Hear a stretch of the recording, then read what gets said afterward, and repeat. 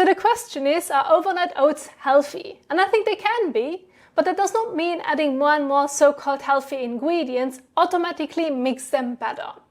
So today I want to look at a real overnight oat breakfast and show you what I think is already good about it, as well as what I would personally change. Because a while ago I asked you in my community tab to share what you usually eat for breakfast, so I could use real meals as examples.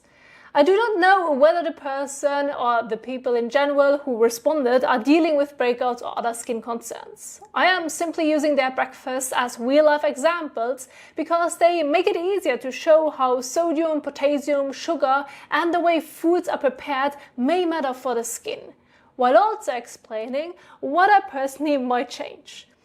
The numbers are estimates, so they will not be exact, but they can give us a useful general picture.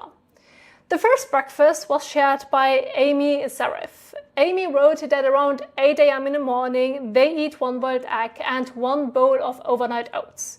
The bowl contains 2 tablespoons of oats, 100 milliliters of coconut water, half a teaspoon of chia seeds, half a teaspoon of ginger powder, 5 pieces of kolang kaling, 1 date and about 1/6 of an avocado.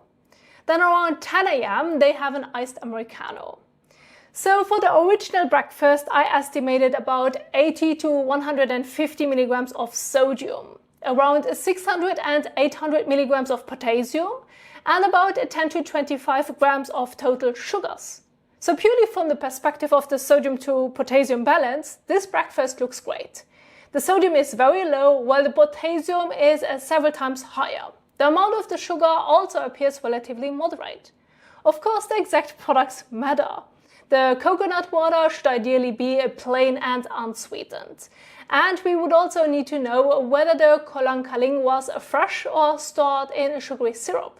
If syrup or added sugar was involved, the sugar content could be considerably higher.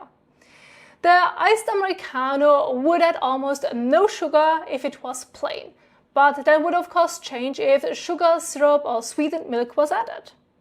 Assuming everything was fresh, plain and unsweetened, the estimates values are quite good.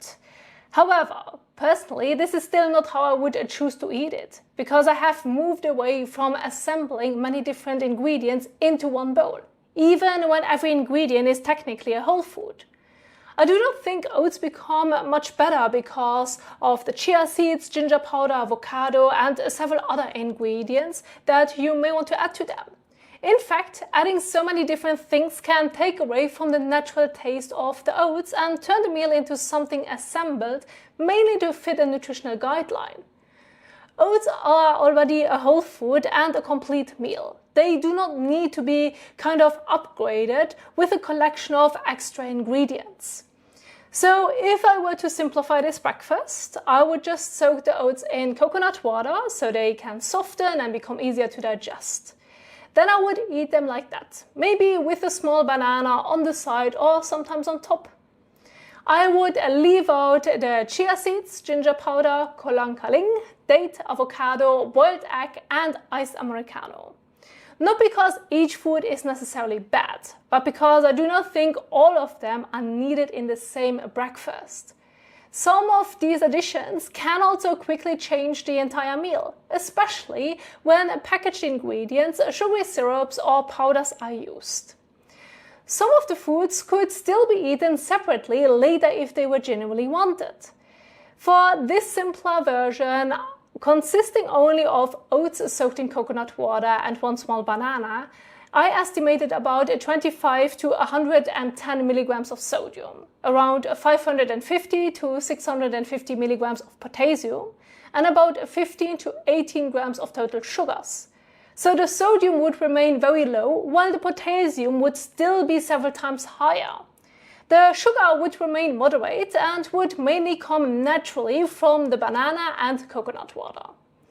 My change would simply be to make the breakfast less assembled and allow the oats to remain the main food, simple and whole as they are.